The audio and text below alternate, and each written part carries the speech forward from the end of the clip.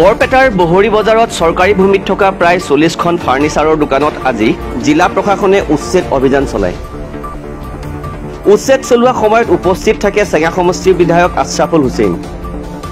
তেওঁ অভিযোগ কৰি কয় যে আগতীয়াকৈ কোনো লিখিত জাননী নিদিয়াকৈ এই অভিযান চলোৱা হৈছে। উচ্ছেদ অভিযানত দোকানসমূহত থকা সামগ্ৰী খালী কৰিবলৈ বন বিভাগে বুধবাৰে মৌখিক নিৰ্দেশ দিয়াৰ পাছতে আজি এই অভিযান চলোৱা হয়। ব্যৱসায়ীসকলে অভিযোগ কৰি কয় যে বহু বছৰ ধৰি খাজানা দি চৰকাৰী ভূমিত দোকান চলাই আহিছিল তেওঁলোকে। একাংশ দোকান উচ্ছেদ কৰি বাকীসমূহ ৰাখি থোৱাত সৃষ্টি হৈছে এক তীব্ৰ প্ৰতিক্ৰিয়াৰ। আনহাতে বিধায়কে প্ৰশাসনৰ ভূমিকা সন্দৰ্ভত প্ৰশ্ন তুলি পূৰ্ণ তদন্তৰ দাবী জনায়।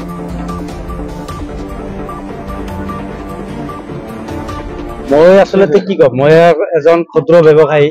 মই ফাৰ্নিচাৰৰ সৰু সুৰা দোকান কৰিছিলো।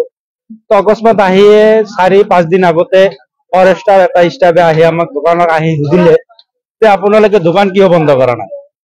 আচলতে কি বহৰী বজাৰ ভাঙাৰ নামত ফৰেষ্টাৰৰ কি আছে এইটো আমি বুজি নাপালো। বন বিভাগে আহি আমাক দাবী ধমকি দি দোকানৰ পৰা ফাৰ্নিচাৰ দোকানৰ পৰা কাঠসমূহ উঠাই লৈ গ'ল।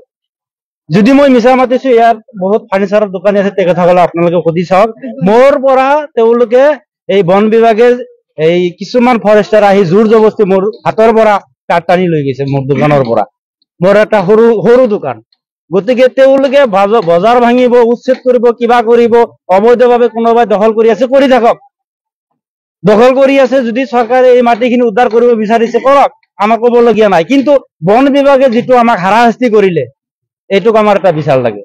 কিয় লাগে? মই এজন দুখীয়া মানুহ মানে মিস্ত্ৰী কাম কৰা সকলোৱে দুখীয়া মানুহ। মই কাঠৰ দোকানৰ পৰা মালখিনি কিনোতে মই ৰিচিপ্ট কাটি মালখিনি এতিয়া দিয়া নাই। মই এটা আহ্বান জনাম যাতে ফৰেষ্টাৰ, আমাৰ ইয়াৰ লোকেল ফৰেষ্টাৰসকলে যাতে আমাৰ যিসকল ব্যক্তিৰ পৰা কাঠখিনি লৈছে তেওঁলোকক অনতিপলমে কাঠখিনি ঘূৰাই দিবলৈ আহ্বান জনাইছো। আৰু যে এই সংক্ৰান্তত আচলতে বহৰী বজাৰ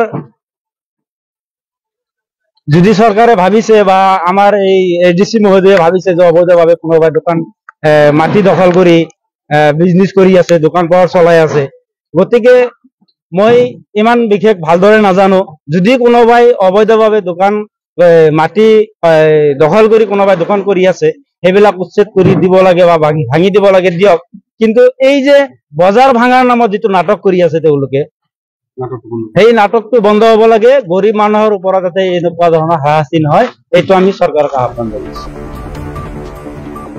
বৰপেটাৰ পৰা লাচিত বায়নৰ ৰিপৰ্ট, লেংডন বাতৰি।